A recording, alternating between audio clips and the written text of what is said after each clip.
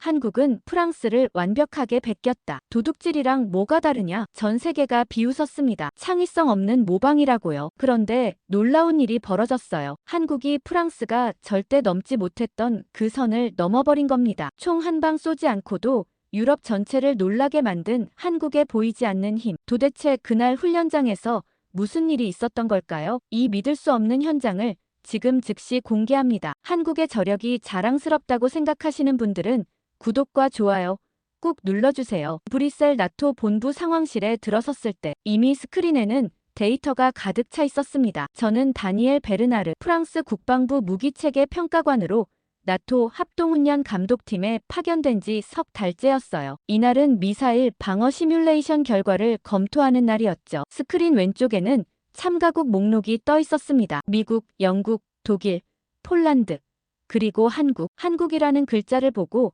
저는 속으로 웃었어요. 또 구경만 하러 왔겠지. 아시아 국가들이 늘 그랬거든요. 서방 기술을 배우러 오는 거였죠. 자리에 앉아 커피를 한 모금 마셨습니다. 쓴맛이 입안에 퍼졌어요. 영국 분석관 제임스가 옆자리에 앉으며 말했죠. 오늘 한국 데이터 봤어? 아직이요. 저는 고개를 저었습니다. 흥미로운 거라도 있습니까? 제임스가 어깨를 으쓱했어요. 글쎄. 패턴이 좀 익숙하던데. 스크린이 켜지기 시작했습니다. 나토 훈련 총괄 책임자 슈미트 대령이 단상에 올라섰어요. 오늘은 미사일 교전 시뮬레이션 결과를 분석하겠습니다. 그가 리모컨을 눌렀죠. 첫 번째 영상이 재생됐습니다. 미국 시스템이었어요. 표적 탐지, 추적, 요격 순서가 화면에 나타났죠. 깔끔했습니다. 예상대로였어요. 두 번째는 영국이었습니다. 역시 안정적이었죠. 독일 차례가 왔습니다. 조금 느렸지만 정확했어요. 폴란드는 빠른 대신 오차가 컸습니다. 그리고 한국 차례가 왔어요. 저는 몸을 앞으로 기울였습니다. 화면에 로그가 펼쳐지기 시작했죠. 미사일 발사 신호 감지 0.4초, 표적 분류 완료 0.7초, 기만 패턴 인식 1.2초. 저는 눈을 크게 떴습니다. 뭔가 이상했어요. 너무 빨랐거든요. 회피 기동 시작. 표적 재분류. 2차 요격 준비. 모든 단계가 교과서처럼 정확했습니다. 저는 화면을 뚫어지게 봤어요. 이건 프랑스식이었습니다. 명확했죠. 회피 각도 선택, 기만 타이밍, 표적 전환 우선순위. 모두 프랑스 교리에서 나온 것들이었어요. 제 손에 쥔 펜이 떨렸습니다. 슈미트 대령이 화면을 확대했어요. 발사국 코드가 커졌죠. KOR, 한국이었습니다. 저는 의자에 등을 기댔어요. 한국이 프랑스 시스템을 베낀 겁니다. 너무 노골적이었죠. 회피 각도까지 똑같았어요. 0.8도 차이도 안 났습니다. 제임스가 제 쪽을 봤어요. 뭔가 보이나? 프랑스식입니다. 저는 작게 말했죠. 완전히 베꼈어요. 그래. 제임스가 고개를 갸웃거렸습니다. 확실해? 네. 저는 확신했어요. 제가 3년 동안 개발 참여했던 시스템이거든요. 각도, 타이밍, 우선순위 전부 우리 거예요. 슬라이드가 넘어갔습니다. 다음은 정밀도 비교였어요. 국가별 명중률이 막대 그래프로 나타났죠. 미국 94%, 영국 91%, 독일 89%, 그리고 한국 96%였습니다. 저는 미간을 찌푸렸어요. 뭔가 잘못됐을 겁니다. 프랑스 시스템을 베꼈다면 같은 정도 나와야 정상이었죠. 근데 더 높게 나왔어요. 슈미트 대령이 레이저 포인터를 들었습니다. 한국 시스템이 흥미로운 결과를 보였습니다. 그가 말했죠. 패턴은 서방식인데 성능이 예상보다 높습니다. 독일 분석관이 손을 들었어요. 시뮬레이션 조건이 같았습니까? 동일합니다. 슈미트가 답했죠. 모든 국가가 같은 시나리오로 진행했어요. 프랑스 쪽 의견은 어떻습니까? 그가 저를 봤습니다. 저는 천천히 일어섰어요. 패턴 분석이 필요할 것 같습니다. 제가 말했죠. 좀 더 자세히 봐야 판단할 수 있어요. 슈미트가 고개를 끄덕였습니다. 오후 세션에서 심화 분석 진행하겠습니다. 회의가 끝나고 저는 복도를 걸었습니다. 머릿속이 복잡했어요. 한국이 프랑스 교리를 베낀 건 맞았죠. 패턴이 너무 똑같았으니까요. 근데 성능이 더 높았습니다. 어떻게 그럴 수 있죠? 프랑스 시스템은 이미 최적화된 겁니다. 3년 개발 기간 동안 모든 변수를 조정했어요. 더 나아질 여지가 없었죠. 그런데 한국이 더 좋은 결과를 냈다고요? 말이 안 됐습니다. 커피 머신 앞에 섰습니다. 버튼을 눌렀어요. 검은 액체가 컵에 떨어졌죠. 김이 피어올랐습니다. 뜨거운 커피를 한 모금 마셨어요. 입안이 화끈거렸습니다. 제임스가 다가왔습니다. 다니엘, 괜찮아? 괜찮습니다. 저는 답했죠. 그냥 좀 이상해서요. 뭐가? 제임스가 물었습니다. 프랑스식인데 프랑스가 아닙니다. 저는 말했어요. 우리 교리를 쓰는데 우리보다 더 잘해요. 그게 가능한 일입니까? 제임스가 컵에 설탕을 넣으며 말했죠. 하드웨어 차이 아닐까? 시뮬레이션입니다. 저는 고개를 저었어요. 하드웨어는 변수가 아니에요. 알고리즘이죠. 그럼 개선했나 보지. 제임스가 말했습니다. 베낀 다음에 손본 거겠지. 저는 그 말이 마음에 안 들었습니다. 개선이라고요? 프랑스 시스템은 완성품이었어요. 더 나아질 여지가 없었죠. 오후 세션 시작 전까지 시간이 좀 있었습니다. 저는 데이터룸으로 향했어요. 직접 확인하고 싶었죠. 문을 열고 들어갔습니다. 컴퓨터 앞에 앉아 로그인했어요. 한국 훈련 데이터를 불러왔죠. 파일이 열렸습니다. 숫자들이 화면에 쏟아졌어요. 타임스탬프, 좌표, 속도, 각도, 모든 변수가 기록돼 있었죠. 저는 프랑스 시스템 데이터를 옆에 띄웠습니다. 비교하기 시작했어요. 표적 탐지 시간부터 봤죠. 프랑스 0.6초. 한국 0.4초. 한국이 빨랐습니다. 회피각도 선택. 프랑스 12.3도. 한국 12.1도. 거의 같았어요. 기만 신호 식별. 프랑스 1.8초.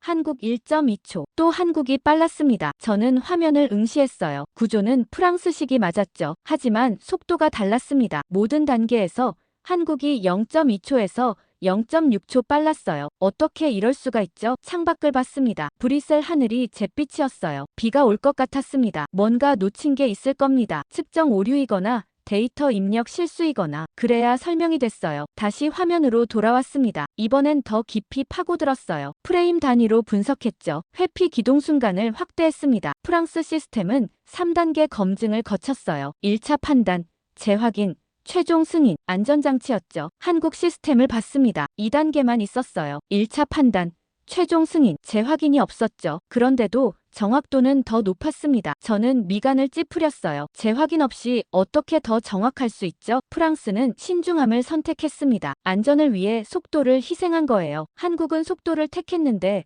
안전까지 확보했다고요? 말이 안 됐습니다. 문이 열렸습니다. 슈미트 대령이 들어왔어요. 베르나르. 분석 끝났나? 거의요. 저는 답했습니다. 결론은? 그가 물었죠. 저는 잠시 망설였습니다. 그리고 말했어요. 프랑스 교리 기반입니다. 패턴이 동일해요. 그럼 복제품이군. 슈미트가 말했습니다. 그렇게 보고서 쓰면 되겠어. 저는 고개를 끄덕였습니다. 하지만 마음 한편이 불편했어요. 뭔가 빠뜨린 것 같았죠. 프랑스식인데 프랑스가 아니었습니다. 우리 교리를 쓰는데 우리보다 나았어요. 저는 그게 이해되지 않았습니다. 보고서를 제출하고 나니 마음이 한결 가벼워졌습니다. 한국 문제는 정리됐어요. 프랑스 시스템을 베꼈고 나름 잘 재현했다는 거였죠. 더 이상 신경 쓸 필요가 없었습니다. 사무실로 돌아와 책상에 앉았어요. 다음 안건을 확인하려고요. 그런데 자꾸 한국 데이터가 머릿속에 떠올랐습니다. 그 빠른 속도, 높은 정확도. 저는 고개를 저었어요. 그만 생각하자고요. 베낀 거니까 당연히 비슷할 수밖에 없었죠. 컴퓨터를 켰습니다. 이메일함을 열었어요. 새 메시지가 23개 있었죠. 대부분 일상적인 업무 관련이었습니다. 그중 하나가 눈에 들어왔어요. 발신자가 파리 본부 기술팀이었죠. 제목은 한국 시스템 추가 분석 요청이었습니다. 클릭했어요. 다니엘, 한국 데이터 좀 이상합니다. 우리 교리 맞는데 속도가 설명이 안 돼요. 혹시 하드웨어 스펙 아십니까? 저는 답장을 쓰기 시작했습니다. 시뮬레이션이라 하드웨어는 관계없어요. 알고리즘 차이일 겁니다. 우리 걸 베낀 다음 최적화했겠죠. 보내기를 눌렀습니다. 하지만 뭔가 찝찝했어요. 최적화라는 단어가 마음에 걸렸죠. 프랑스 시스템은 이미 최적화됐습니다. 3년 동안 최고 엔지니어들이 매달렸어요. 더 빠르게 만들 여지가 없었죠. 그런데 한국이 몇 년 만에 더 빠르게 만들었다고요? 저는 파일 서버에 접속했습니다. 과거 프랑스 훈련 기록을 찾으려고요. 2년 전 데이터부터 시작했어요. 프랑스 시스템 개발 초기 테스트 결과였죠. 파일을 열었습니다. 로그가 펼쳐졌어요. 표적 탐지 시간, 회피 각도, 요격 성공률 모두 기록돼 있었습니다. 저는 한국 데이터와 나란히 놓고 비교했어요. 패턴 일치율을 계산하기 시작했죠. 첫 번째 교전 시퀀스 일치율 92%, 두 번째 시퀀스 일치율 94%, 세 번째 시퀀스 일치율 96%. 저는 숨을 들이마셨습니다. 거의 똑같았어요. 프랑스 교리를 그대로 따르고 있었죠. 의심의 여지가 없었습니다. 다음 파일을 열었습니다. 1년 전 데이터였어요. 프랑스 시스템 중기 개발 단계였죠. 이때는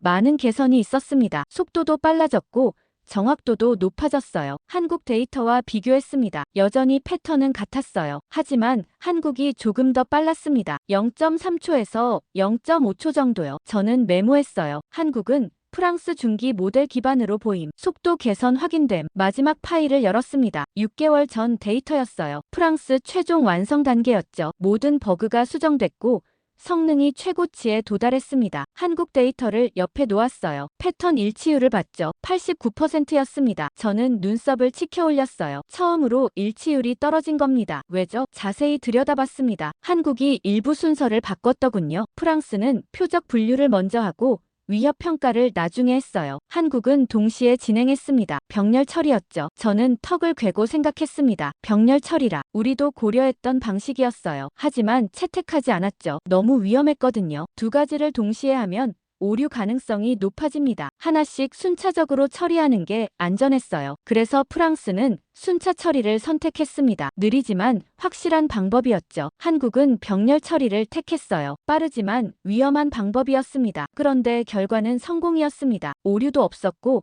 정확도도 높았어요. 어떻게 가능하죠? 저는 의자에서 일어났습니다. 창가로 걸어갔어요. 밖을 봤죠. 브뤼셀 거리에 사람들이 오가고 있었습니다. 비가 부슬부슬 내리기 시작했어요. 머릿속으로 정리했습니다. 한국은 프랑스 교리를 베꼈어요. 그건 확실합니다. 패턴이 너무 똑같았으니까요. 하지만 일부를 수정했습니다. 병렬 처리로 바꿨어요. 그리고 성공했죠. 이건 단순 복제가 아니었습니다. 선택적 수정이었어요. 프랑스 방식을 이해한 다음 자기들 방식으로 바꾼 겁니다. 저는 불쾌했습니다. 우리 기술을 베껴놓고 마음대로 바꿨어요. 허락도 없이요. 기술 이전 계약에는 분명히 명시돼 있었죠. 원본 교리를 따라야 한다고요. 책상으로 돌아왔습니다. 보고서 파일을 다시 열었어요. 제가 쓴 결론을 봤죠. 한국은 독자성이 없다고 적었죠. 저는 마우스를 움직였습니다. 수정하려고요. 커서가 깜빡였어요. 하지만 뭐라고 써야 할지 모르겠더군요. 독자성이 없다고 하기엔 뭔가 달랐습니다. 병렬 처리를 선택한 건 나름의 판단이었어요. 하지만 창의성이 있다고 하기엔 너무 프랑스식이었습니다. 기본 골격은 전부 우리 거였으니까요. 저는 파일을 닫았습니다. 수정하지 않기로 했어요. 결론은 그대로 두는 게 맞았죠. 프랑스 교리 재현. 그게 본질이었습니다. 나머지는 사소한 차이일 뿐이었어요. 커피를 마시러 복도로 나왔습니다. 머신 앞에 제임스가 서 있었어요. 오, 다니엘. 그가 말했습니다. 한국 분석 끝났어? 끝났습니다. 저는 답했어요. 결론은 제임스가 물었죠. 프랑스 교리 베김. 저는 간단히 말했습니다. 창의성 없고 재현만 했어요. 역시 그렇군. 제임스가 고개를 끄덕였습니다. 아시아 국가들이 다 그래. 베끼는 데는 천재지. 저는 미소 지었습니다. 동의한다는 뜻이었어요. 하지만 속으로는 여전히 찝찝했습니다. 뭔가 빠뜨린 것 같았거든요. 사무실로 돌아왔습니다. 이메일을 다시 확인했어요. 파리 본부에서 답장이 와 있었죠. 다니엘. 최적화라는 게 그렇게 간단한 게 아닙니다. 우리도 3년 걸렸어요. 한국이 어떻게 했는지 궁금하네요. 저는 답장을 쓰지 않았습니다. 뭐라고 써야 할지 몰랐거든요. 솔직히 저도 궁금했어요. 어떻게 더 빠르게 만들었는지, 어떻게 병렬 처리를 안전하게 구현했는지. 하지만 인정하고 싶지 않았습니다. 한국이 뭔가 특별하다는 걸요. 그냥 베낀 거였어요. 운 좋게 성공한 거였죠. 저는 스스로에게 그렇게 말했습니다. 보고서를 최종 제출했어요. 파일을 첨부하고 발송 버튼을 눌렀죠. 화면에 메시지가 떴습니다. 전송 완료. 저는 의자에 기댔어요. 한국 문제는 이제 끝났습니다. 프랑스 교리 재현. 창의성 없음. 깔끔한 결론이었어요. 설명 끝난 문제였죠. 더 이상 고민할 필요가 없었습니다. 창밖을 봤어요. 비가 그쳤습니다. 구름 사이로 햇빛이 비쳤죠. 저는 다음 업무 파일을 열었습니다. 한국은 잊기로 했어요. 중요하지 않았으니까요. 며칠이 지났습니다. 한국 보고서는 제출했고 다른 업무에 집중하고 있었어요. 폴란드 전차 현대화 프로젝트였죠. 서류를 검토하고 있는데 전화가 울렸습니다. 파리 본부 국장 필리프였어요. 다니엘, 한국 얘기 들었나? 그가 물었습니다. 무슨 얘기요? 저는 되물었어요. 프랑스 교리 베낀 거 말고요. 그게 아니라 필리프가 말했습니다. 한국이 우리 훈련 방식을 그대로 따라하더래. 파리에서 했던 실패 케이스까지 똑같이 재현했다고. 저는 펜을 내려놓았습니다. 실패 케이스요? 응. 필리프가 답했어요. 3년 전 우리가 복잡한 기만 패턴에서 실패했잖아. 한국도 똑같이 실패했대. 교과서처럼 따라한 거지. 저는 미간을 찌푸렸습니다. 그건 이상했어요. 제가 본 데이터에서는 한국이 성공했거든요. 누가 그러던가요? 제가 물었습니다. 기술팀에서 그러던데. 필리프가 말했죠. 자네 보고서 보고 확신했대. 역시 베낀 거라고. 저는 대답하지 않았습니다. 뭔가 잘못됐어요. 한국은 그 케이스를 성공시켰습니다. 제가 직접 로그를 봤으니까요. 다니엘, 필리프가 물었어요. 듣고 있나? 네, 들었습니다. 저는 답했죠. 확인해 보겠습니다. 전화를 끊고 컴퓨터를 열었습니다. 한국 데이터를 다시 불러왔어요. 실패 케이스 부분을 찾았죠. 로그를 열어봤습니다. 성공이었어요. 명확했습니다. 프랑스가 실패한 바로 그 시나리오에서 한국은 성공했습니다. 저는 파리 본부 기술팀에 이메일을 보냈어요. 한국 실패 케이스 확인 바랍니다. 제 데이터에는 성공으로 나옵니다. 10분 후 답장이 왔습니다. 다니엘, 우리가 본 건 초기 테스트 데이터였습니다. 최종 결과는 성공이 맞네요. 실수했습니다. 저는 화면을 응시했어요. 초기에는 실패했다가 나중에 성공했다는 뜻이었죠. 뭔가 바꾼 겁니다. 프랑스 방식을 따르다가 수정한 거예요. 그리고 성공했습니다. 저는 의자를 뒤로 밀었습니다. 생각이 복잡해졌어요. 단순히 베낀 게 아니었습니다. 프랑스 방식을 시도했다가 실패하고 자기들 방식으로 고쳐서 성공한 거였어요. 이건 복제가 아니라 학습이었습니다. 아니야. 저는 고개를 저었어요. 운이 좋았을 뿐이야. 우연히 맞는 방법을 찾은 거지. 하지만 마음 한편이 불편했습니다. 우연치고는 너무 정확했거든요. 점심시간이 됐습니다. 식당으로 내려갔어요. 제임스가 이미 앉아 있었죠. 다니엘, 여기. 그가 손짓했습니다. 저는 트레이를 들고 자리에 앉았어요. 샐러드와 빵이었죠. 한국 얘기 들었어? 제임스가 물었습니다. 뭔데요? 저는 포크를 들며 답했어요. 우리가 멈춘 데서 계속 갔대. 제임스가 말했죠. 프랑스가 안전상 중단한 테스트를 한국은 끝까지 밀어붙였다나. 저는 포크를 내려놓았습니다. 누가 그러던가요? 독일 쪽에서 들었어. 제임스가 샌드위치를 베어 물며 말했습니다. 무모하다고 하던데. 맞습니다. 저는 동의했어요. 위험한 구간인데 들어가면 안 되죠. 근데 성공했잖아. 제임스가 어깨를 으쓱했습니다. 운이 좋았나 봐. 저는 대답하지 않았습니다. 샐러드를 먹기 시작했어요. 상추가 아삭거렸죠. 머릿속으로는 계속 생각했습니다. 프랑스가 왜 거기서 멈췄을까? 안전 때문이었어요. 위험 구간이었으니까요. 실패하면 책임 문제가 생겼죠. 예산 낭비, 인력 손실, 정치적 부담. 그래서 멈춘 겁니다. 합리적 판단이었어요. 한국은 계속 갔습니다. 왜죠? 무모해서? 아니면 다른 이유가 있었을까요? 식사를 마치고 사무실로 돌아왔습니다. 책상에 앉아 프랑스 개발 일지를 찾았어요. 3년 전 기록이었죠. 날짜별로 정리돼 있었습니다. 특정 날짜를 열었어요. 시험 중단 결정일이었죠. 회의록이 첨부돼 있었습니다. 읽기 시작했어요. 나쁘지 않았어요. 하지만 40% 실패 확률도 있었죠. 프랑스는 그 위험을 감수하지 않았습니다. 정치적으로 설명하기 어려웠거든요. 실패하면 책임자가 문책당했을 겁니다. 예산 낭비라고 비난받았겠죠. 그래서 멈춘 거였습니다. 합리적이었어요. 저는 한국 개발 일지를 찾으려 했습니다. 하지만 없었어요. 공개 자료가 아니었죠. 어떤 과정을 거쳤는지 알 수 없었습니다. 다만 결과만 알 뿐이었어요. 한국은 계속 갔고 성공했다는 것. 저는 프랑스 교리 매뉴얼을 펼쳤습니다. 두꺼운 책이었어요. 500페이지가 넘었죠. 위험 관리 챕터를 찾았습니다. 명확하게 나와 있었어요. 위험 수준이 임계치를 넘으면 즉시 중단, 재평가 후 재개 여부 결정. 이게 프랑스 원칙이었습니다. 신중함이었죠. 안전을 최우선으로 두는 겁니다. 틀린 방식이 아니었어요. 오히려 책임감 있는 태도였죠. 그런데 한국은 달랐습니다. 임계치를 넘어서도 계속 갔어요. 왜죠? 무책임해서? 아니면 절박해서? 저는 알 수 없었습니다. 창밖을 봤어요. 해가 기울고 있었습니다. 브뤼셀 하늘이 주황빛으로 물들었죠. 사무실 불을 켰습니다. 형광등이 깜빡이다 켜졌어요. 화면을 다시 봤습니다. 프랑스 교리와 한국 결과를 나란히 놓고 비교했어요. 출발점은 같았습니다. 프랑스 교리였죠. 중간 과정도 비슷했어요. 같은 단계를 거쳤습니다. 하지만 끝이 달랐어요. 프랑스는 멈췄고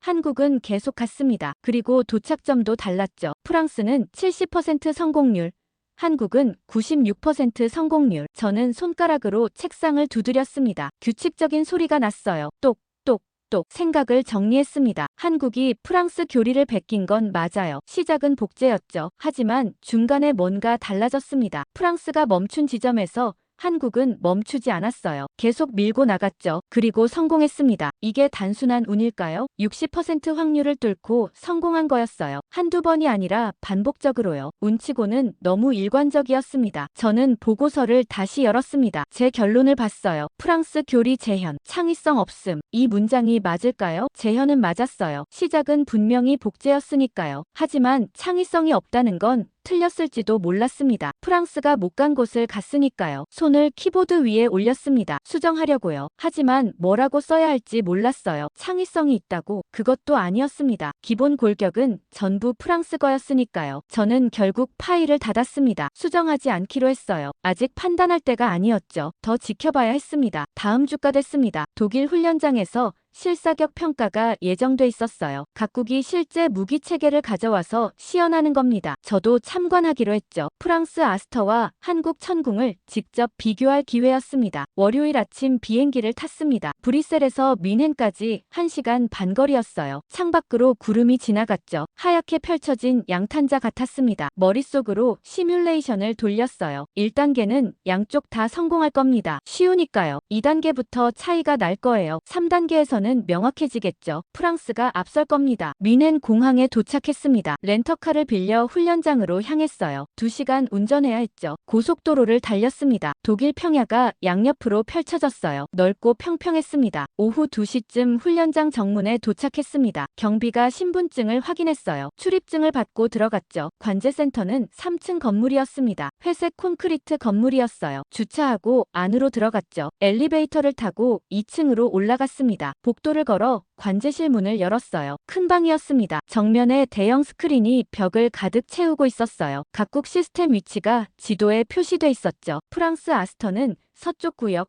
한국 천궁은 동쪽 구역에 배치됐습니다. 슈미트 대령이 저를 봤어요. 베르나르, 왔군. 그가 악수를 청했습니다. 도착했습니다. 저는 답했어요. 준비 상황은 어떻습니까? 모두 완료됐어. 슈미트가 스크린을 가리켰죠. 오늘 오후 3시에 시작해. 1단계부터 순차적으로 진행할 거야. 저는 빈자리에 앉았습니다. 노트북을 꺼내 켰어요. 기록할 준비를 했죠. 제임스가 옆에 앉았습니다. 긴장되나? 그가 물었어요. 아니요. 저는 고개를 저었습니다. 결과는 뻔해요. 그래, 제임스 가 미소 지었습니다. 자신 있네. 당연하죠. 저는 답했어요. 프랑스 시스템은 20년 개발한 겁니다. 한국은 기술 이전받은 지 5년밖에 안 됐고요. 3시가 됐습니다. 슈미트 대령이 마이크를 들었어요. 1단계 시작하겠습니다. 단순 표적 요격입니다. 스크린에 카운트다운이 나타났어요. 저는 화면에 집중했습니다. 직선 비행이었어요. 시속 800km였죠. 프랑스 아스터가 반응했습니다. 레이더가 표적을 포착했어요. 추적 시작. 발사 준비. 미사일이 날아갔습니다. 하얀 연기를 뿌리며 올라갔어요. 7.2초 만에 요격 성공. 스크린에 메시지가 떴죠. 저는 만족스러웠습니다. 예상대로였어요. 한국 차례가 왔습니다. 천궁 레이더가 작동했어요. 표적 포착, 추적 개시, 발사, 미사일이 올라갔습니다. 7.5초 만에 명중. 저는 메모했습니다. 프랑스가 0.3초 빨랐죠. 근소한 차이지만 앞선 겁니다. 2단계가 시작됐습니다. 이번엔 복합 표적이었어요. 실제 미사일과 기만체가 섞여 날아왔죠. 구분해야 했습니다. 프랑스 시스템이 분석을 시작했어요. 다중 표적 탐지, 신호 패턴 분석, 실제 표적 식별, 발사. 12.4초 만에 성공했습니다. 저는 고개를 끄덕였어요. 완벽했습니다. 한국 천궁이 반응했습니다. 레이더가 표적들을 스캔했어요. 시간이 흘렀죠. 12.8초 만에 명중했습니다. 저는 화면을 봤어요. 프랑스가 0.4초 앞섰습니다. 격차가 벌어지고 있었죠. 예상대로였어요. 슈미트 대령이 발표했습니다. 2단계 종료. 양측 모두 성공입니다. 이제 3단계 진행하겠습니다. 관제실 분위기가 긴장됐어요. 3단계는 어려웠거든요. 전자전 환경이었죠. 강력한 재밍 속에서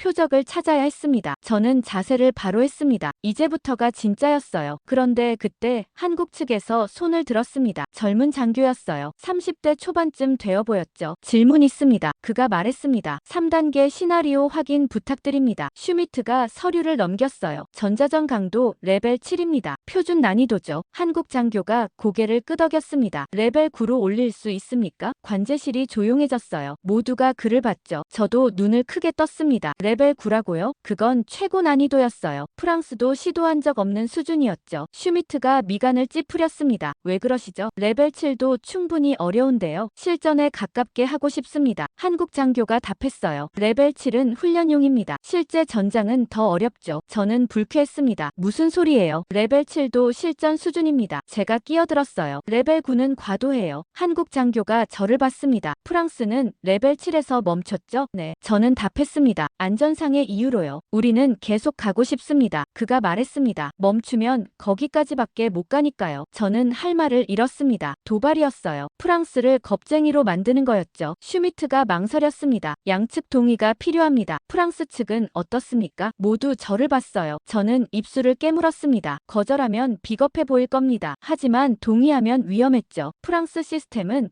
레벨 9를 테스트한 적이 없었습니다. 실패할 수도 있었어요. 좋습니다. 저는 결정했습니다. 레벨 9로 진행하죠. 한국 장교가 고개를 숙였습니다. 감사합니다. 슈미트가 기술팀에 지시했어요. 재민강도 레벨 9로 설정. 제임스가 제 팔을 잡았습니다. 괜찮겠어? 그가 작게 물었죠. 괜찮습니다. 저는 답했어요. 하지만 속으로는 떨렸습니다. 준비가 됐습니다. 슈미트가 발표했어요. 3단계 시작합니다. 레벨 9 전자전 환경입니다. 카운트다운이 시작됐습니다. 모의 표적 발사와 동시에 제밍이 켜졌어요. 스크린에 노이즈가 가득했습니다. 레벨 9는 달랐습니다. 화면 전체가 흐릿했어요. 신호를 거의 찾을 수 없었죠. 프랑스 아스터가 필터링을 시작했습니다. 적응형 알고리즘이 작동했어요. 천천히 노이즈를 걷어냈죠. 하지만 너무 강했습니다. 신호가 잡혔다 사라지기를 반복했어요. 시간이 흘렀습니다. 표적이 점점 가까워지고 있었어요. 방어 범위를 벗어날 시간이 얼마 안 남았죠. 프랑스 시스템이 계산했습니다.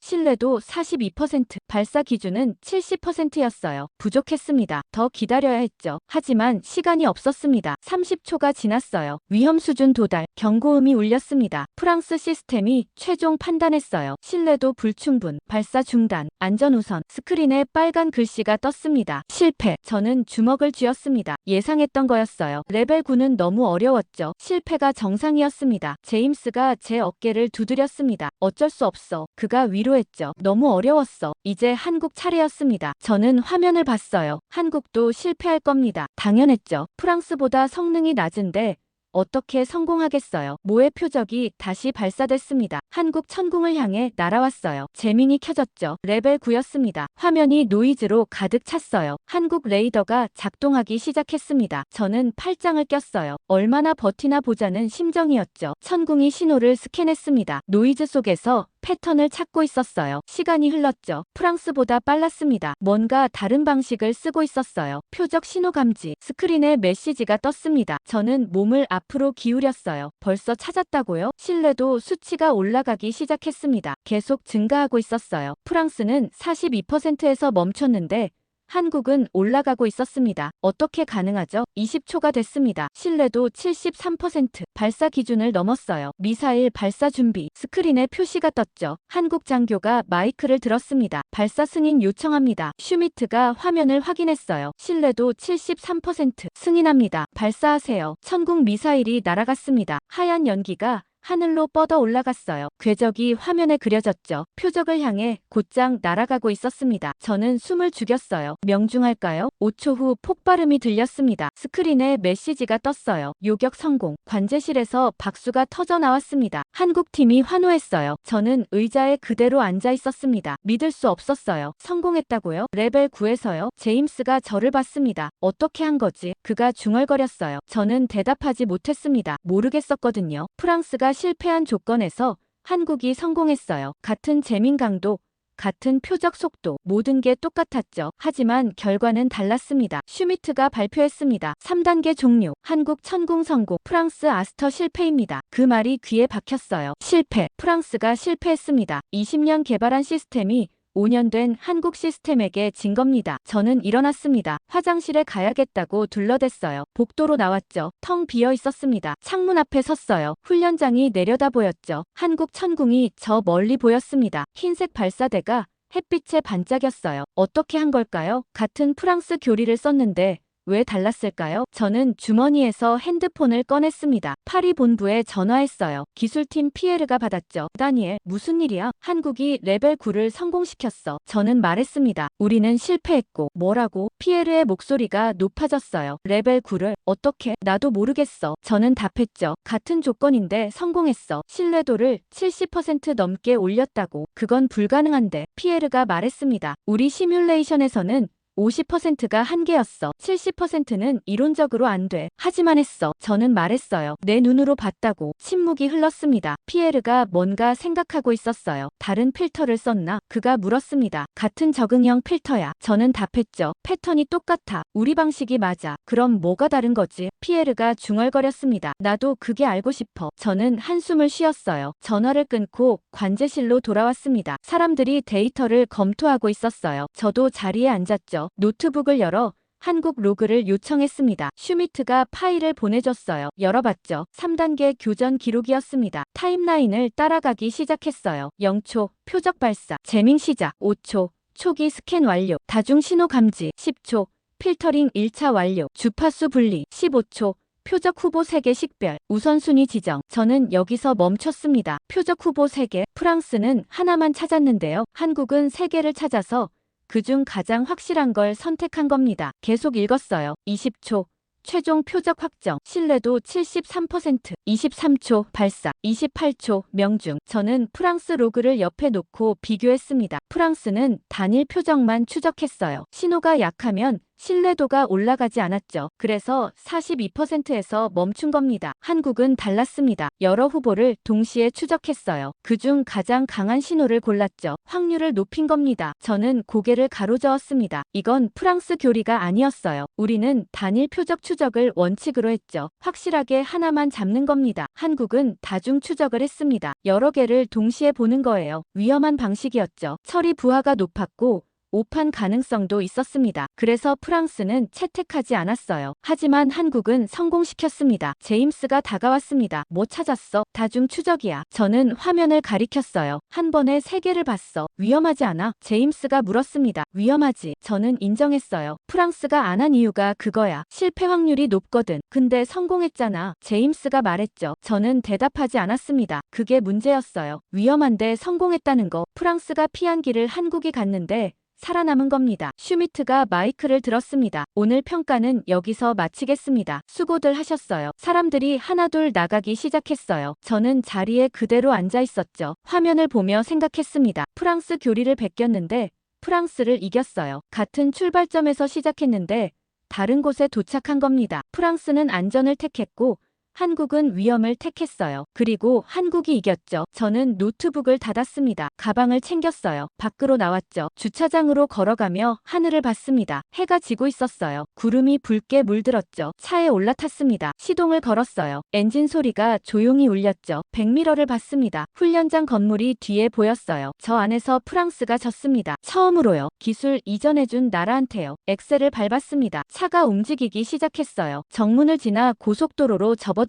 어둠이 내리고 있었습니다. 헤드라이트를 켰어요. 앞길을 비췄죠. 하지만 제 머릿속은 여전히 어두웠습니다. 한국이 어떻게 한 건지 이해할 수 없었거든요. 프랑스식인데 프랑스가 못한 방식이었어요. 같은 교리를 쓰는데 다른 결과가 나왔죠. 이게 단순한 운일까요? 아니면 뭔가 더 있는 걸까요? 저는 알고 싶었습니다. 브뤼셀로 돌아오는 내내 머릿속이 복잡했습니다. 호텔에서 하룻밤을 자고 아침 일찍 사무실로 향했어요. 할 일이 있었죠. 한국 데이터를 완전히 뜯어봐야 했습니다. 사무실 문을 열고 들어갔습니다. 아직 아무도 출근하지 않았어요. 조용했죠. 책상에 앉아 컴퓨터를 켰습니다. 한국 훈련 로그를 다시 불러왔어요. 이번엔 프레임 단위로 볼 생각이었습니다. 모든 걸 다 확인하려고요. 파일이 열렸습니다. 데이터가 화면에 펼쳐졌어요. 저는 0초부터 시작했죠. 천천히 진행했습니다. 표적 발사, 재밍 시작, 레이더 스캔 개시 모두 프랑스 방식이었어요. 순서가 똑같았죠. 5초 지점을 봤습니다. 초기 신호 감지. 프랑스는 여기서 단일 신호에 집중했어요. 가장 강한 걸 하나 잡는 겁니다. 한국은 달랐습니다. 모든 신호를 기록했어요. 강한 것도 약한 것도 전부요. 저는 메모했습니다. 차이점 1. 신호 수집 범위 10초 지점이었습니다. 필터링 단계였어요. 프랑스는 노이즈를 걷어내고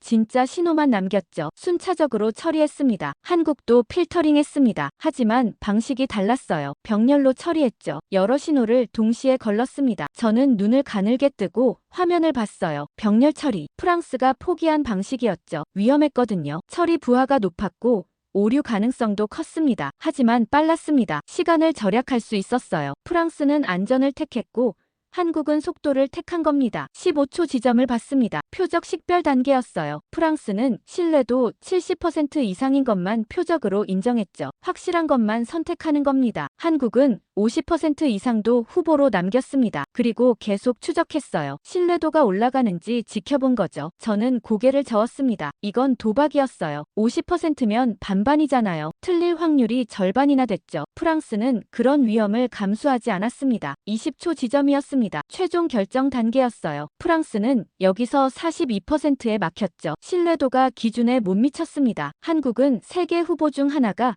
73%에 도달했어요. 그걸 선택해서 발사한 겁니다. 저는 뒤로 기대며 생각했습니다. 결과는 같았어요. 표적을 맞췄죠. 하지만 경로가 완전히 달랐습니다. 프랑스는 하나를 신중하게 추적했어요. 확실해질 때까지 기다렸죠. 하지만 확실해지지 않았습니다. 한국은 여러 개를 동시에 봤어요. 불확실한 것들을 계속 지켜봤죠. 그러다 하나가 확실해지면 그걸 선택한 겁니다. 프랑스는 위험 전에 회피했습니다. 불확실하면 하지 않는 거예요. 한국은 위험을 계산에 포함했습니다. 불확실해도 시도하는 거죠. 성공 확률을 높이는 방법을 찾으면서요. 저는 두 방식을 종이에 그려봤습니다. 프랑스 방식은 직선이었어요. 어에서 B로 곧장 가는 겁니다. 중간에 위험이 있으면 멈췄죠. 한국 방식은 나뭇가지 같았습니다. 어에서 여러 갈래로 뻗어나갔어요. 그중 하나가 B에 도착하면 그 길을 택했죠. 문이 열렸습니다. 제임스가 들어왔어요. 벌써 왔어? 그가 놀란 표정으로 물었습니다. 일찍 왔어. 저는 답했죠. 분석하고 있었어. 뭐 찾았어? 제임스가 커피를 내리며 물었습니다. 경로야. 저는 종이를 들어보였어요. 프랑스랑 한국이 가는 길이 달라. 어떻게? 제임스가 다가왔습니다. 우린 직선으로 가. 저는 설명했어요. 확실한 길만 선택하지. 한국은 여러 길을 동시에 시도해. 그중 하나가 통하면 그걸 타는 거야. 제임스가 종이를 봤습니다. 그게 더 위험하잖아. 맞아. 저는 인정했어요. 하지만 더 빨라. 그리고 성공 확률도 높아. 여러 길을 시도하니까. 제임스가 고개를 끄덕였습니다. 그래서 우리가 막힌 곳을 통과한 거네. 그런 셈이지. 저는 답했죠. 제임스가 커피를 한 모금 마셨습니다. 그럼 이건 프랑스 교리가 아니네. 기본은 프랑스야. 저는 말했어요. 출발점, 단계, 순서 다 우리 거지. 근데 결정 방식이 달라. 위험을 대하는 태도가 다른 거야. 제임스가 창밖을 봤습니다. 흥미롭네. 그가 중얼거렸어요. 저는 다시 화면으로 돌아왔습니다. 다른 교전 로그도 확인해봤어요. 2단계.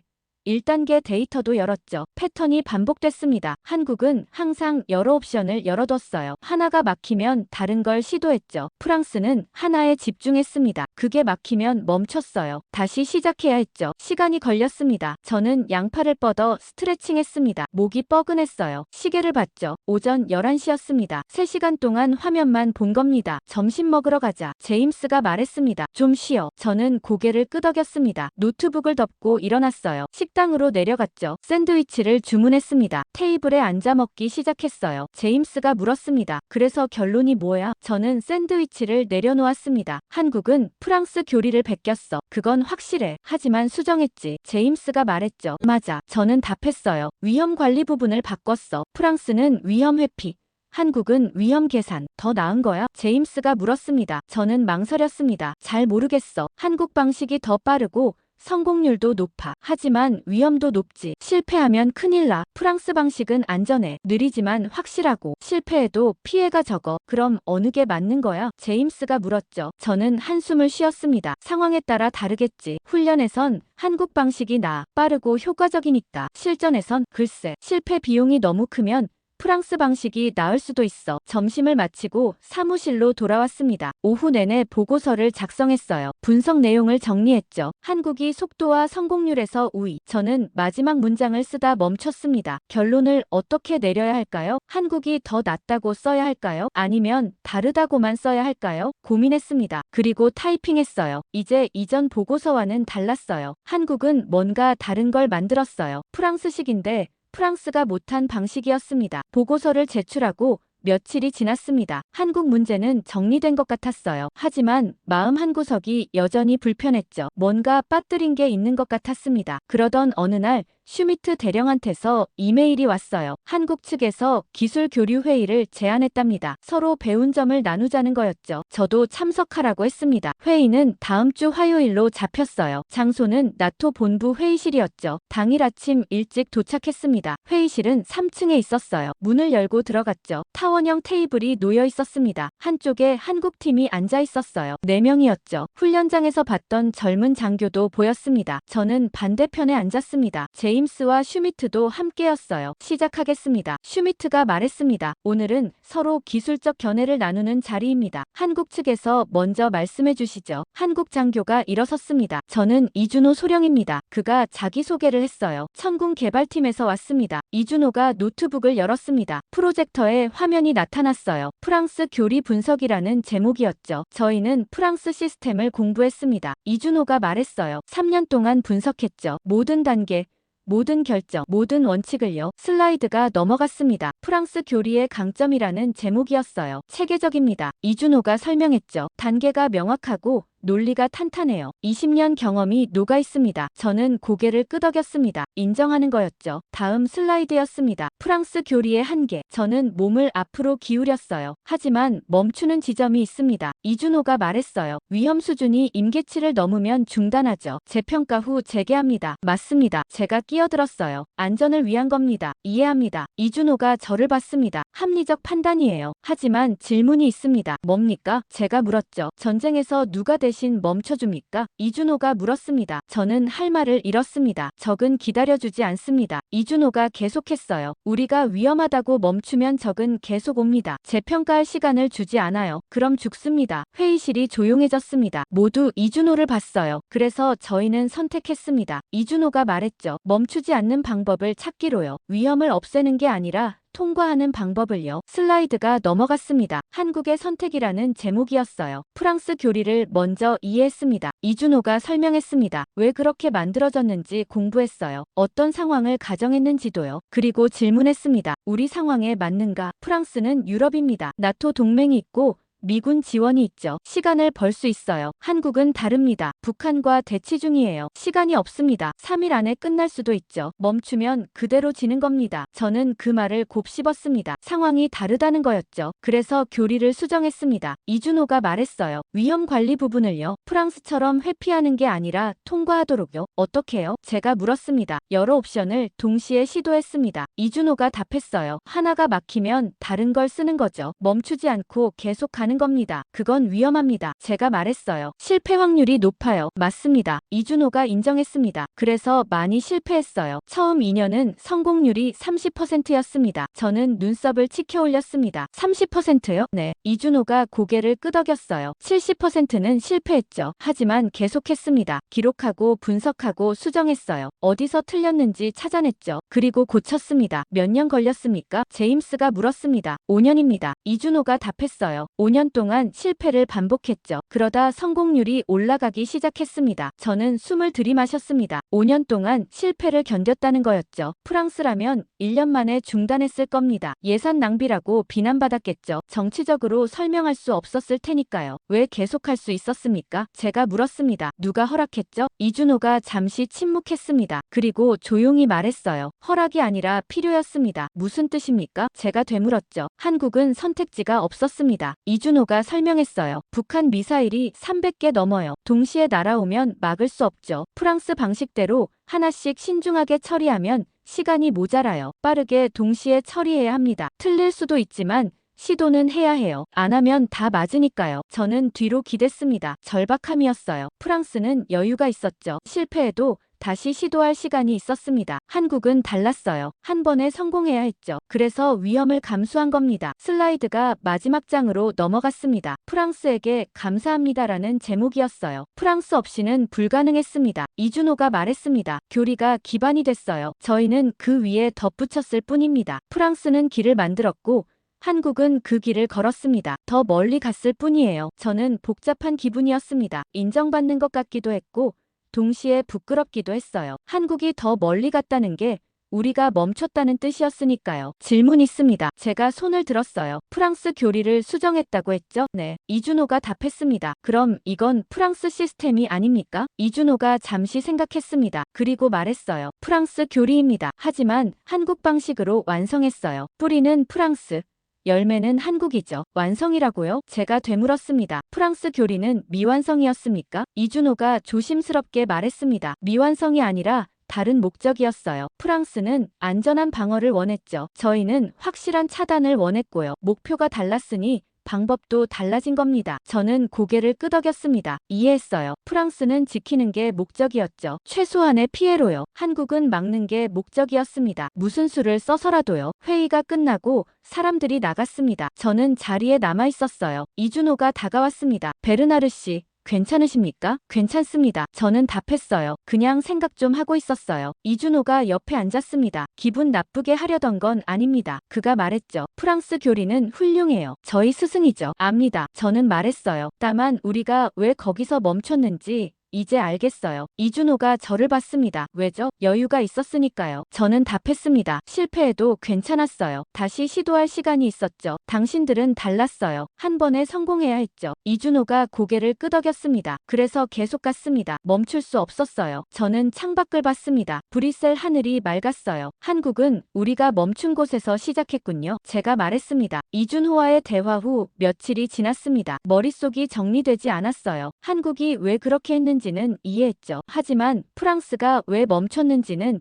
여전히 명확하지 않았습니다. 그러던 중 파리에서 연락이 왔어요. 유럽 방산 포럼이 열린다는 거였죠. 각국 국방 관계자들이 모이는 자리였습니다. 저도 참석하라고 했어요. 금요일 오전 파리행 기차를 탔습니다. 3시간 걸렸죠. 창밖으로 프랑스 시골 풍경이 지나갔어요. 포럼은 파리 중심가 호텔에서 열렸습니다. 1층 대연 회장이었어요. 사람들이 북적였죠. 각국 국기가 걸려 있었습니다. 저는 프랑스 대표단 자리로 갔습니다. 이름표를 받고 목에 걸었어요. 오전 세션이 시작됐습니다. 미사일, 방어 기술 동향이라는 주제였어요. 각국 발표가 이어졌죠. 점심시간이 됐습니다. 뷔페가 준비돼 있었어요. 접시를 들고 음식을 담았죠. 한쪽 테이블에 앉았습니다. 혼자 먹고 있는데 누군가 다가왔어요. 다니엘, 오랜만이야. 익숙한 목소리였습니다. 고개를 들었어요. 장 피에르였죠. 프랑스 국방부 전 차관이었습니다. 5년 전 퇴임한 사람이었어요. 장 피에르 씨. 저는 일어나 악수했습니다. 어떻게 지내십니까? 잘 지내. 그가 미소 지었어요. 요즘 컨설팅 일하고 있어. 같이 앉아도 되나? 물론이죠. 저는 맞은편 의자를 가리켰습니다. 장 피에르가 앉았어요. 접시에 음식이 가득했죠. 한국 얘기 들었어. 그가 말을 꺼냈습니다. 훈련에서 우리를 이겼다며? 네. 저는 답했어요. 레벨 9에서요. 장 피에르가 고개를 끄덕였습니다. 예상했던 일이야.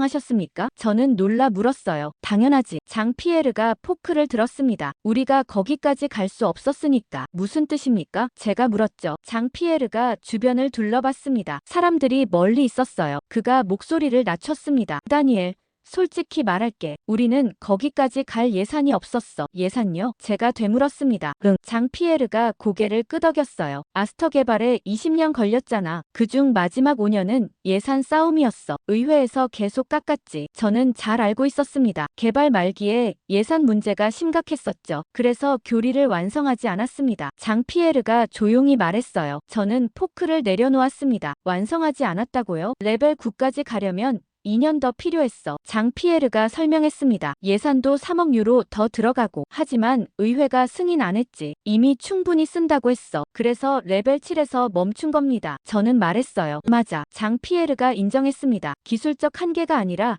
재정적 한계였던 거야. 할 수 있었는데 안 한 게 아니라 할 돈이 없어서 못한 거지. 저는 충격을 받았습니다. 프랑스 교리가 미완성이었다는 거였죠. 우리는 레벨 7이 최선이라고 발표했어. 장 피에르가 계속 말했어요. 그게 안전 기준이라고도 했고 사실은 그게 예산 기준이었던 거야. 더 갈 수 없었으니까 거기가 끝이라고 정한 거지. 저는 뒤로 기댔습니다. 그럼 한국은요? 한국은 돈이 있었나 봐. 장 피에르가 어깨를 으쓱했어요. 아니면 필요가 절박했거나 어쨌든 우리가 못 간 데까지 간 거지. 그게 놀랄 일은 아니야. 장 피에르가 와인을 한 모금 마셨습니다. 다니엘, 방산 개발이 원래 그래. 기술은 돈을 따라가. 돈이 끊기면 기술도 거기서 멈춰. 우리가 레벨 7에서 멈춘 건 그게 한계여서가 아니야. 그게 예산 한계였던 거지. 저는 아무 말도 하지 못했습니다. 그동안 저는 착각하고 있었던 거였어요. 프랑스 교리가 완성품이라고 생각했죠. 레벨 7이 최선이라고 믿었고요. 하지만 사실은 중단된 것이었습니다. 돈이 떨어져서요. 한국한테 기술 이전할 때도 그랬어. 장 피에르가 말했습니다. 우리는 레벨 7짜리를 줬지. 그게 완성품이라고 했고 한국은 그걸 받아서 계속 개발한 거야. 우리가 멈춘 데서 시작한 거지. 그럼 한국이 완성한 겁니까? 제가 물었어요. 어쩌면. 장 피에르가 답했습니다. 적어도 우리보다는 더 갔어. 우리가 가려던 곳까지 간 거지. 저는 접시를 봤습니다. 음식이 식어 있었어요. 식욕이 없었죠. 기분이 이상했습니다. 배신감은 아니었어요. 다만 구조를 이해하게 됐죠. 프랑스가 멈춘 건 기술 때문이 아니었습니다. 정치와 예산 때문이었어요. 안전 기준이라는 건 변명이었죠. 실제로는 돈이 없어서 못 간 겁니다. 그리고 그 사실을 숨겼어요. 마치 우리가 선택한 것처럼요. 다니엘,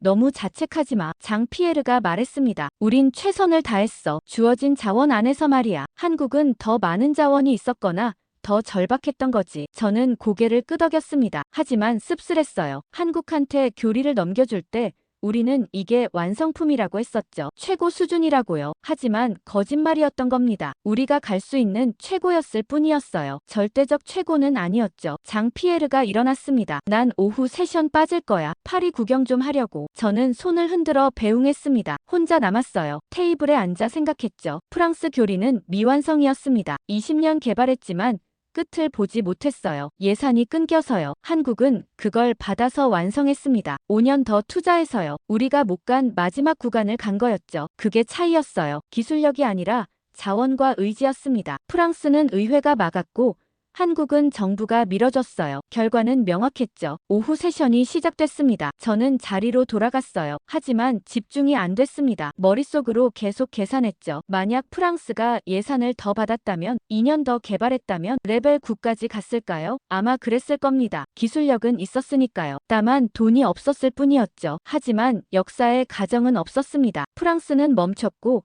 한국은 계속 갔어요. 그게 사실이었죠. 포럼이 끝나고 저녁 식사 자리가 있었습니다. 참석하지 않았어요. 호텔방으로 올라갔죠. 침대에 누워 천장을 봤습니다. 하얀 천장이었어요. 아무 무늬도 없었죠. 프랑스 교리의 진실을 알게 됐습니다. 완성품이 아니었어요. 중단된 프로젝트였죠. 예산 한계로요. 그리고 한국은 그걸 이어받아 완성했습니다. 우리가 못한 걸 해낸 거였어요. 저는 눈을 감았습니다. 내일 아침 브뤼셀로 돌아가야 했어요. 보고서를 다시 써야 했죠. 이번엔 진실을 담아서요. 브뤼셀로 돌아온 다음 주 저는 한국에 대해 더 알고 싶어졌습니다. 교리를 어떻게 완성했는지 궁금했어요. 5년 동안 뭘 했길래 레벨 9까지 갈 수 있었을까요? 슈미트 대령한테 요청했습니다. 한국 개발 과정 자료를 볼 수 있냐고요. 그가 연락을 취해줬죠. 한국 측에서 일부 자료를 공유해줬습니다. 비밀이 아닌 부분만요. 파일을 받아 열었습니다. 사진이 가득했어요. 한국 정비 현장 사진이었죠. 첫 번째 사진을 봤습니다. 넓은 경납고였어요. 천공 시스템이 놓여 있었죠. 주변에 장비들이 어질러져 있었습니다. 정비병들이 일하고 있었어요. 여름이었나 봐요. 모두 땀에 젖어 있었죠. 두 번째 사진이었습니다. 레이더 내부였어요. 회로 기판이 드러나 있었죠. 누군가 손으로 부품을 만지고 있었습니다. 장갑도 안 낀 손이었어요. 세 번째 사진을 봤습니다. 매뉴얼이 펼쳐져 있었어요. 프랑스어로 쓰여 있었죠. 옆에 한국어 메모가 빼곡했습니다. 형광펜으로 밑줄이 그어져 있었어요. 저는 다음 파일을 열었습니다. 개발 일지였어요. 날짜별로 기록돼 있었죠. 저는 스크롤을 내렸습니다. 비슷한 기록이 계속됐어요. 실패, 분석,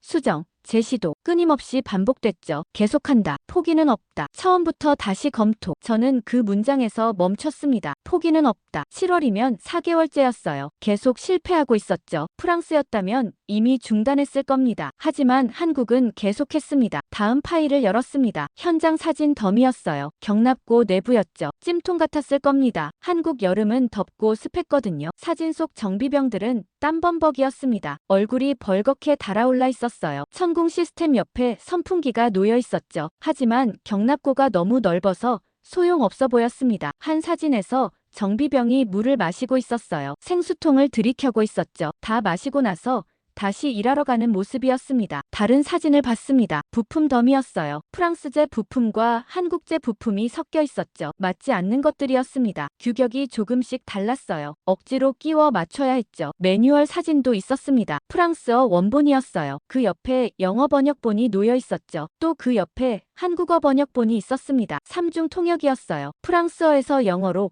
영어에서 한국어로 오역이 많았을 겁니다. 기술 용어가 정확하지 않았겠죠. 그래서 현장에서 직접 확인해야 했을 거예요. 매뉴얼을 보고 실제로 해보고 다시 매뉴얼을 고치고요. 저는 다음 파일을 열었습니다. 실패 사례 모음이었어요. 분류돼 있었죠. 하드웨어 문제, 소프트웨어 문제, 통신 문제, 전력 문제. 각 카테고리마다 수십 건씩 기록돼 있었습니다. 하드웨어 문제 37건, 프랑스 부품 규격 불일치 21건, 한국 기후 적응 실패 9건, 진동 내구성 부족 7건, 소프트웨어 문제 52건, 알고리즘 호환 오류 28건, 데이터 처리 지연 15건, 인터페이스 충돌 9건. 저는 숫자를 봤습니다. 총 89건의 문제였어요. 모두 기록하고 분석했죠. 하나하나 해결해 간 겁니다. 프랑스라면 어땠을까요? 10건쯤에서 포기했을 겁니다. 너무 많다고요. 원래 설계를 바꿔야 한다고 했겠죠. 하지만 한국은 89건을 다 해결했습니다. 다음 파일이 열렸습니다. 작업 일지였어요. 시간대별로 기록돼 있었죠. 저는 화면을 봤습니다. 하루 17시간 일한 거였어요. 주말도 없었죠. 일지에는 토요일, 일요일 구분이 없었습니다. 매일 기록이 이어졌어요. 이게 5년 동안 계속된 겁니다. 저는 의자에 기댔습니다. 상상이 갔어요. 찜통 같은 경납고 맞지 않는 부품, 오역된 매뉴얼, 매일 17시간씩 일하고 주말도 없이요. 실패를 반복하면서요. 프랑스였다면 불가능했을 겁니다. 노조가 반대했겠죠. 근무시간 초과라고요. 정부도 중단을 명령했을 거예요. 비효율적이라고요. 하지만 한국은 했습니다. 다른 파일을 열었습니다. 인터뷰 기록이었어요. 개발팀 정비병과의 대화였죠. 인터뷰 기록 파일을 열었습니다. 개발팀 정비병과의 대화였어요. 가장 힘들었던 순간을 묻는 질문에 그는 1년차 여름이었다고 답했더군요. 매일 실패했다고 했어요. 아무리 해도 안 됐고 그만두고 싶었다고요. 그런데 다음 답변이 인상적이었습니다. 왜 계속했냐는 질문에 그는 선택이 없었다고 말했어요. 이게 안 되면 방어막이 없다고요. 북한 미사일을 막을 게 없으니까 해야만 했다고 했습니다. 저는 그 문장을 곱씹었습니다. 선택이 없었다. 필요였던 거죠. 사치가 아니라요. 인터뷰는 계속됐습니다. 프랑스 기술 배우기가 어려웠냐는 질문도 있었어요. 그의 답변이 흥미로웠죠. 처음엔 이해가 안 됐대요. 매뉴얼이 복잡하고 번역도 이상했다고요. 그래서 직접 만져봤답니다. 분해하고 조립하고 또 분해하고를 반복했다고 했어요. 그러다 보니 손이 먼저 기억하더라고요. 머리로 이해 안 돼도 손은 알았다고 했습니다. 저는 그 문장의 밑줄을 그었습니다. 손이 먼저 기억했다. 이론이 아니라 반복이었던 거죠. 수백 번 만지고 수천 번 조립하면서 체득한 겁니다. 프랑스는 이론으로 가르쳤어요. 매뉴얼 주고 설명하고 끝이었죠. 한국은 몸으로 배웠습니다. 직접 하면서요. 실패하면서요. 그게 차이였어요. 마지막 파일을 열었습니다. 성공 기록이었어요. 2025년 2월 3일 96차 테스트 레벨 9 시나리오 성공. 신뢰도 73% 달성. 요격 완료. 팀원 전원 환호. 5년 만에 성공. 짧은 문장들이었습니다. 하지만 무게가 느껴졌어요. 5년이라는 시간이요. 저는 파일을 닫았습니다. 창밖을 봤어요. 브뤼셀 하늘이 흐렸습니다. 한국의 지옥을 봤습니다. 찜통 경납고 맞지 않는 부품. 3중 통역 매뉴얼, 하루 17시간 노동, 주말 없는 일정, 89번의 실패. 5년 동안요. 프랑스라면 1년 만에 포기했을 겁니다. 하지만 한국은 5년을 버텼어요. 선택이 없었으니까요. 그리고 성공했습니다. 한국 개발 과정을 보고 나니 더 궁금해졌습니다. 지금 한국 시스템은 어떻게 발전했을까요? 5년 전 성공 이후 뭘 했을까요? 슈미트 대령한테 다시 요청했습니다. 한국 최신 시스템 브리핑을 들을 수 있냐고요. 그가 연락을 취해줬죠. 다음 주 화요일 브리핑이 잡혔습니다. 화상회의였어요. 한국국방과학연구소와 연결하는 거였죠. 정해진 시간에 회의실로 갔습니다. 제임스도 함께였어요. 슈미트가 컴퓨터를 켰죠. 화상회의 프로그램이 실행됐습니다. 연결 중이라는 메시지가 떴습니다. 떴어요. 잠시 후 화면이 나타났죠. 한국 회의실이었습니다. 3명이 앉아 있었어요. 가운데가 이준호였죠. 안녕하십니까? 이준호가 인사했습니다. 오늘은 K2 방공 체계 브리핑을 하겠습니다. K2요? 제가 물었습니다. 천궁 후속 모델입니까? 네. 이준호가 답했어요. 천궁의 차세대 버전입니다. 작년에 개발 완료했습니다. 화면이 전환됐습니다. K2 시스템 사진이 나타났어요. 발사대가 보였죠. 천궁보다 컸습니다. 레이더도 달라 보였어요. 프랑스 개념은 유지했습니다. 이준호가 설명하기 시작했어요. 기본 구조는 그대로예요. 단계별 처리,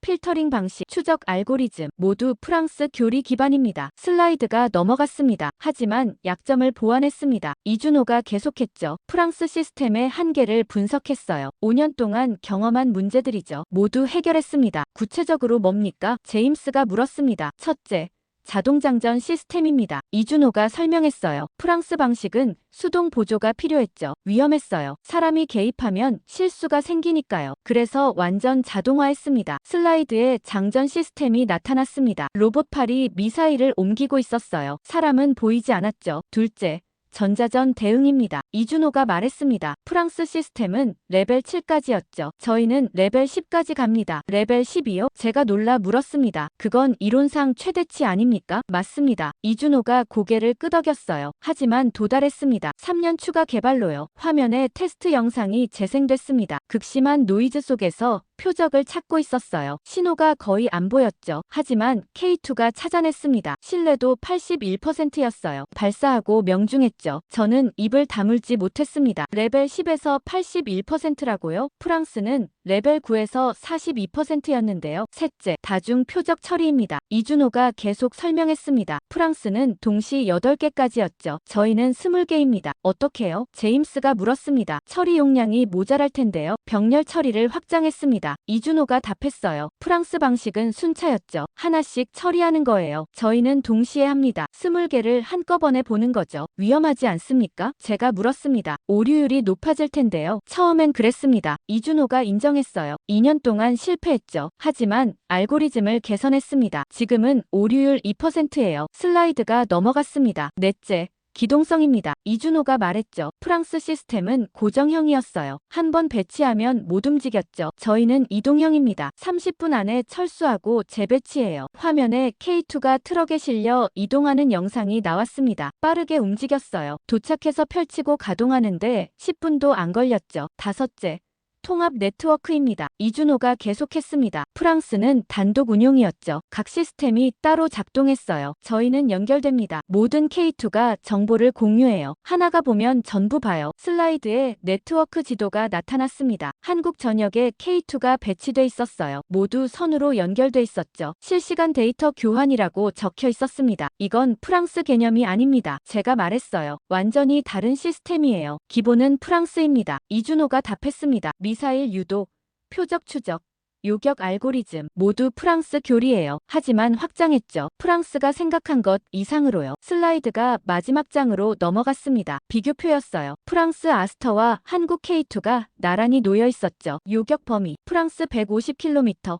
한국 200km. 동시 표적 프랑스 8개, 한국 20개. 전자전 대응 프랑스 레벨 7, 한국 레벨 10. 성공률 프랑스 70%, 한국 96%. 저는 숫자들을 봤습니다. 모든 항목에서 한국이 앞섰어요. 2배에서 3배 차이였죠. 이게 가능한 겁니까? 제임스가 중얼거렸습니다. 가능합니다. 이준호가 답했어요. 8년 개발했으니까요. 5년은 천궁, 3년은 K2. 쉬지 않고 개선했습니다. 왜 그렇게까지 합니까? 제가 물었습니다. 프랑스 수준이면 충분하지 않습니까? 이준호가 잠시 침묵했습니다. 그리고 조용히 말했어요. 충분하지 않습니다. 북한 미사일이 계속 늘어나거든요. 작년에 50개 더 배치됐어요. 저희도 계속 발전해야 해요. 멈추면 따라잡히니까요. 저는 고개를 끄덕였습니다. 이해했어요. 한국은 선택지가 없었죠. 계속 나아가야 했습니다. 프랑스처럼 멈출 여유가 없었어요. 질문 있습니까?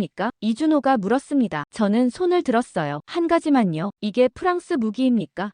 한국 무기입니까? 이준호가 미소 지었습니다. 둘 다입니다. 프랑스가 씨앗을 줬어요. 저희가 나무로 키웠죠. 뿌리는 프랑스, 가지는 한국입니다. 그럼 열매는요? 제가 물었죠. 이준호가 화면을 가리켰습니다. K2가 보였어요. 열매는 이겁니다. 프랑스가 시작했고 한국이 완성한 거죠. 브리핑이 끝났습니다. 화면이 꺼졌어요. 회의실이 조용해졌죠. 저는 의자에 기댔습니다. 제임스가 저를 봤어요. 어떻게 생각해? 저는 천천히 답했습니다. 이건 프랑스 무기가 아니야. 그럼 뭔데? 제임스가 물었죠. 프랑스 이후의 무기야. 저는 말했습니다. 우리가 끝낸 곳에서 시작한 거지. 그리고 우리가 상상한 것보다 더 갔어. 몇 달이 지났습니다. 한국 K2 브리핑 이후 저는 일상으로 돌아왔어요. 다른 프로젝트를 진행하고 있었죠. 폴란드 방공망 현대화 사업이었습니다. 그런데 어느 날 긴급회의 소집 연락이 왔어요. 슈미트 대령한테서였죠. 30분 안에 오라고 했습니다. 서둘러 회의실로 갔습니다. 문을 열고 들어가니 이미 여러 사람이 모여 있었어요. 긴장한 표정들이었죠. 앉으세요. 슈미트가 말했습니다. 긴급 상황입니다. 스크린이 켜졌어요. 뉴스 화면이었죠. 동유럽 긴장 고조라는 자막이 보였습니다. 러시아가 국경 지역에 병력을 증강하고 있습니다. 슈미트가 설명했어요. 폴란드와 발트 3국이 위협을 느끼고 있죠. 방공 시스템이 시급합니다. 우리 아스터는요? 제가 물었습니다. 생산 일정을 확인했습니다. 슈미트가 답했어요. 최소 18개월 걸립니다. 설계, 제작, 테스트까지요. 18개월이요? 영국 분석관이 말했습니다. 너무 오래 걸려요. 그 사이 무슨 일이 생길지 몰라요. 미국 패트리엇은 24개월입니다. 슈미트가 말했죠. 더 느려요. 독일 시스템도 비슷하고요. 회의실이 조용해졌습니다. 모두 답이 없다는 걸 알았어요. 유럽 방사는 느렸죠. 정밀하고 완벽했지만 시간이 걸렸습니다. 그때 제임스가 말했습니다. 한국은 어때요? 모두 글을 봤어요. 한국이요? 슈미트가 되물었습니다. 네. 제임스가 고개를 끄덕였어요. K2 시스템이요. 성능은 검증됐잖아요. 생산 속도가 문제죠. 저는 컴퓨터를 열었습니다. 한국 방산 자료를 검색했어요. 파일을 찾았죠. K2 생산 능력이라는 문서였습니다. 열어서 읽었어요. 월 생산량 8대, 긴급시 12대까지 증산 가능, 납기 3개월. 저는 그 숫자를 다시 봤습니다. 3개월이라고요? 프랑스는 18개월인데요. 슈미트한테 보여줬습니다. 여기 보세요. 한국은 3개월이래요. 슈미트가 화면을 봤어요. 눈을 크게 떴죠. 3개월, 확실합니까? 공식 자료입니다. 저는 답했어요. 작년 데이터예요. 어떻게 그렇게 빨리 만들죠? 영국 분석관이 물었습니다. 품질은 괜찮습니까? 성능은 검증됐어요. 제가 답했습니다. 나토 훈련에서 봤죠. 프랑스보다 나았어요. 슈미트가 생각에 잠겼습니다. 그리고 결정했어요. 한국 측에 연락하세요. 긴급 공급 가능한지 물어보고요. 회의가 끝났습니다. 저는 사무실로 돌아와 이준호한테 이메일을 보냈어요. 긴급 문의입니다. K2 시스템 유럽 공급 가능합니까? 폴란드, 발트 3공용입니다. 시급합니다. 2시간 후 답장이 왔습니다. 가능합니다. 수량과 일정 알려주세요. 즉시 생산 계획 잡겠습니다. 저는 슈미트한테 보고했습니다. 가능하답니다. 그가 유럽 각국 국방부에 연락했어요. 한국 시스템 도입 의향을 물었죠. 일주일 만에 답이 왔습니다. 폴란드, 리투아니아, 라트비아, 에스토니아 모두 원한다고 했어요. 총 48대였죠. 계약 협상이 시작됐습니다. 빠르게 진행됐어요. 가격도 합리적이었죠. 프랑스 아스터보다 30% 쌌습니다. 성능은 더 좋은데 가격은 싸다니. 영국 분석관이 중얼거렸습니다. 어떻게 가능하지? 대량 생산 체계입니다. 제가 설명했어요. 한국은 자국용으로 이미 많이 만들었어요. 라인이 돌아가고 있죠. 추가 생산이 쉬운 겁니다. 프랑스는요? 영국 분석관이 물었습니다. 맞춤 생산이에요. 저는 답했죠. 주문 들어오면 새로 시작해요. 라인 세팅부터 하니까 시간이 오래 걸리죠. 한 달 후 계약이 체결됐습니다. 한국이 48대를 공급하기로 했어요. 납기는 4개월이었죠. 첫 12대는 3개월 안에 오기로 했습니다. 유럽 각국이 안도했어요. 프랑스 본부에서 연락이 왔습니다. 기술팀장 필리프였어요. 다니엘, 한국한테 다 빼앗기는 거 아니야? 그가 불안해하며 물었습니다. 긴급 상황이에요. 저는 답했죠. 빠른 게 필요했어요. 우리 시스템은요? 필리프가 물었습니다. 경쟁력 있어요? 성능은 여전히 좋아요. 저는 솔직하게 말했습니다. 하지만 느려요. 그게 문제죠. 개선해야 하나? 필리프가 물었습니다. 아마도요. 저는 답했어요. 한국이 기준이 됐어요. 3개월 납기가 새로운 표준이 된 겁니다. 전화를 끊고 창밖을 봤습니다. 브뤼셀 하늘이 맑았어요. 변화가 온 겁니다. 유럽이 한국을 선택했죠. 프랑스가 아니라요. 성능 때문만이 아니었어요. 속도 때문이었죠. 빠르게 만들고 빠르게 공급하는 능력, 그게 결정적이었습니다. 석 달 후 첫 K2 시스템이 도착했습니다. 폴란드 바르샤바 공항이었어요. 저도 참관하러 갔죠. 화물기가 착륙했습니다. 천천히 활주로를 굴러왔어요. 멈추고 문이 열렸죠. 지게차가 들어갔습니다. 컨테이너를 끌어냈어요. K2 시스템이었죠. 포장을 풀고 조립이 시작됐습니다. 한국 기술진이 함께 왔어요. 10명쯤 됐죠. 빠르게 움직였습니다. 6시간 만에 조립이 끝났어요. 시험 가동에 들어갔죠. 모든 게 정상이었습니다. 폴란드 국방장관이 참석했습니다. 연설을 했어요. 오늘 우리는 새로운 방어막을 얻었습니다. 그가 말했죠. 한국의 기술과 우리의 의지가 만났어요. 함께 안보를 지킬 겁니다. 박수가 터져 나왔습니다. 저도 박수를 쳤어요. 하지만 마음이 복잡했죠. 프랑스 기술로 시작한 게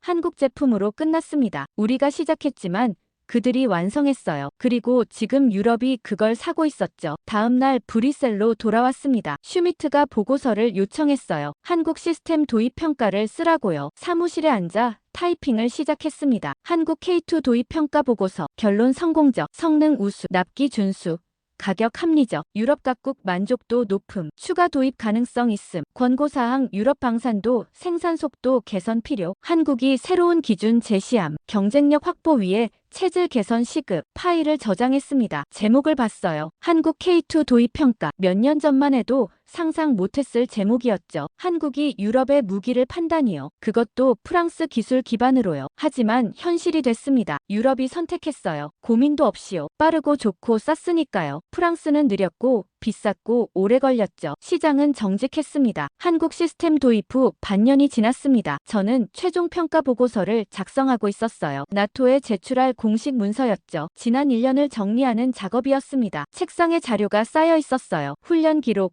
개발 일지, 브리핑 자료, 도입 평가서, 모두 한국 관련이었죠. 하나씩 다시 읽었습니다. 처음 나토 상황실에서 한국 데이터를 봤던 날이 떠올랐어요. 프랑스식이라고 확신했었죠. 베꼈다고 단정했고요. 하지만 틀렸습니다. 단순한 복제가 아니었어요. 이해하고 배우고 발전시킨 거였죠. 보고서 파일을 열었습니다. 제목을 입력했어요. 한국 방공 시스템 종합평가. 프랑스 교리 기반 기술의 진화 과정. 첫 문장을 썼습니다. 프랑스는 교리를 만들었다. 20년 개발 끝에 완성한 체계적 방어 시스템이었다. 유럽 최고 수준이었고 나토 표준이 됐다. 다음 문장이었습니다. 한국은 그 교리를 받았다. 기술 이전으로요. 하지만 거기서 멈추지 않았다. 프랑스가 도달한 지점을 출발점으로 삼았다. 손가락이 키보드 위에서 멈췄습니다. 어떻게 표현해야 할까요? 한국이 한 일을요. 타이핑을 계속했습니다. 한국은 프랑스 교리가 멈춘 이유를 이해했다. 기술적 한계가 아니라 자원의 한계였다는 걸요. 예산이 끊겨서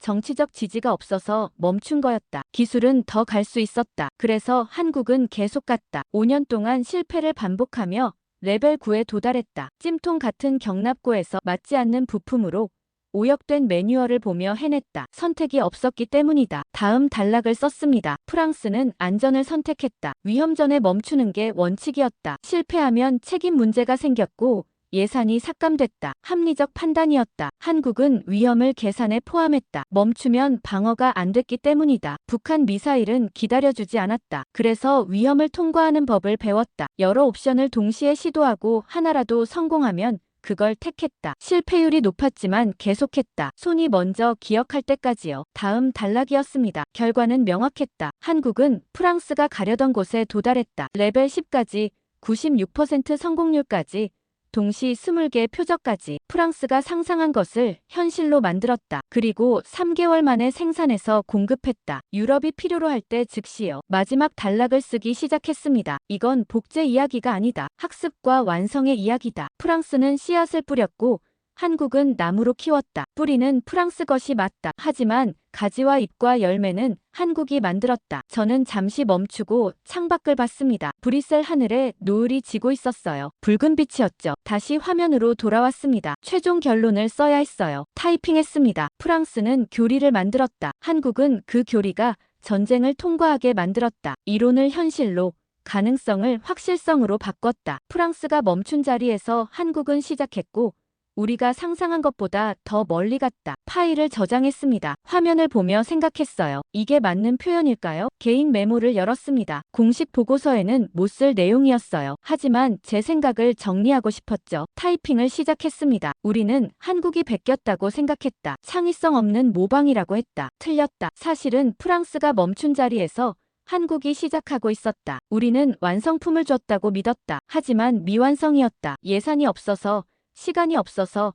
정치적 지지가 없어서 중단한 거였다. 한국은 그걸 알았다. 그래서 이어받아 완성했다. 5년 동안 지옥을 통과하며요. 우리는 시간이 있었다. 실패해도 다시 시도할 여유가 있었다. 그래서 신중했고 안전을 택했다. 한국은 시간이 없었다. 한 번에 성공해야 했다. 그래서 위험을 감수했고 끝까지 갔다. 결과는 한국이 이겼다. 성능에서, 속도에서, 가격에서 유럽이 선택했다. 고민 없이요. 이건 무기 이야기가 아니다. 고통을 통과한 나라의 이야기다. 필요가 절박했고 선택지가 없었던 나라가 어떻게 세계 최고 수준에 도달했는지의 이야기다. 프랑스는 자랑스러워해야 한다. 우리가 만든 교리가 한국 손에서 완성됐으니까 동시에 배워야 한다. 멈추면 따라잡힌다는 걸요. 메모를 저장했습니다. 제목을 붙였어요. 개인 소회. 공개하지 않을 겁니다. 하지만 기록으로 남기고 싶었죠. 보고서를 인쇄했습니다. 프린터가 돌아가는 소리가 들렸어요. 한 장씩 나왔죠. 총 25페이지였습니다. 제임스가 문을 열고 들어왔습니다. 다 썼어? 네. 저는 답했어요. 방금 끝났어요. 결론이 뭐야? 제임스가 물었습니다. 저는 마지막 페이지를 건넸습니다. 읽어보세요. 제임스가 읽기 시작했어요. 표정이 변했죠. 고개를 끄덕이더니 말했습니다. 공정하네. 인정할 건 인정하고. 사실이니까요. 저는 답했어요. 한국이 더 잘했어요. 우리가 못한 거랬죠. 제임스가 보고서를 내려놓았습니다. 프랑스 본부는 뭐래? 아직 안 보냈어요. 저는 말했죠. 내일 보낼 겁니다. 반발 있을 거야. 제임스가 말했습니다. 인정하기 싫어할걸. 어쩔 수 없어요. 저는 어깨를 으쓱했어요. 사실은 사실이니까요. 유럽이 한국을 선택했잖아요. 제임스가 창밖을 봤습니다. 해가 완전히 졌어요. 어두워지고 있었죠. 시대가 바뀌는 것 같아. 그가 중얼거렸습니다. 맞아요. 저는 동의했어요. 한국이 새로운 기준을 만들었어요. 우리가 따라가야 해요. 다음 날 아침 보고서를 제출했습니다. 나토 본부와 파리 본부 모두에게요. 오후에 파리에서 전화가 왔습니다. 필리프였어요. 다니엘.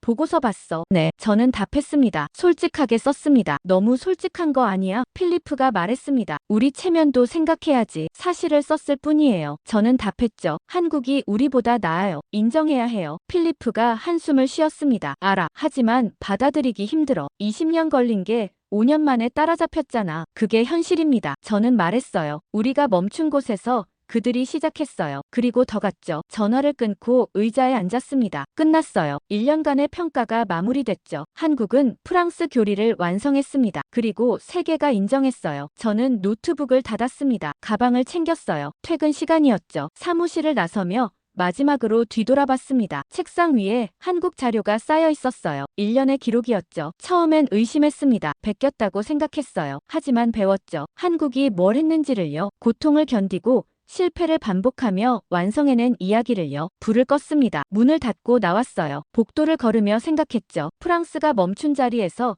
한국은 시작했습니다. 그리고 우리가 상상한 것보다 더